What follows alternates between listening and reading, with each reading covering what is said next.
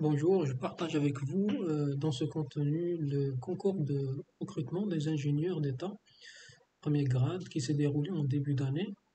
Dans ce concours, j'avais présenté dans une vidéo qui a été publiée sur ma chaîne la première partie, qui est un QCM, et avec les réponses. Maintenant, je vais partager avec vous le contenu qui reste de cette épreuve, à savoir la deuxième partie et la troisième partie. Nous allons voir dans ces deux parties les questions de cours et bien sûr une étude de cas.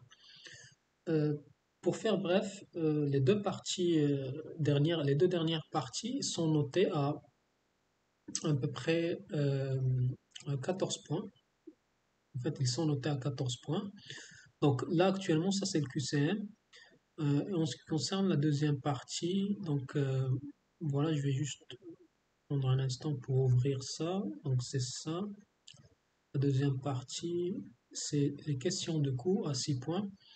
Moi, j'ai trouvé que sixième question, vous allez pouvoir lire le contenu à votre aise. J'ai trouvé cette sixième question un petit peu difficile. Les autres questions n'étaient pas trop difficiles comparées à cette sixième question, mais chaque question est notée à un point, je crois. Et bien sûr, vous avez pas mal de questions dans lesquelles vous pouvez gagner des points. L'étude de cas, c'est un descriptif dans lequel vous avez ce qu'on appelle une situation. Des guides touristiques, ils ont besoin d'un système pour pouvoir moderniser leur façon de travailler, leur procédure. Et on vous présente des questions de cours, des questions classiques. Il y a des questions qui sont un petit peu nouvelles pour moi, notamment la deuxième question, donner un diagramme d'activité. J'ai vu pas mal d'épreuves, mais généralement on pose des questions par rapport au diagramme de cas d'utilisation, diagramme de classe, entité-relation, même des diagrammes de séquence, mais c'est la première fois que je vois cette question, pareil.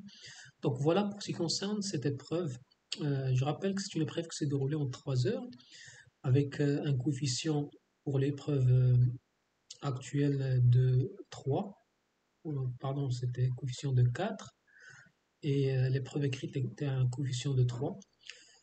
Cette épreuve s'est déroulée en début d'année, en mois de mars. Je vous laisse le soin d'aller regarder sur mon GitHub pour récupérer le document au complet.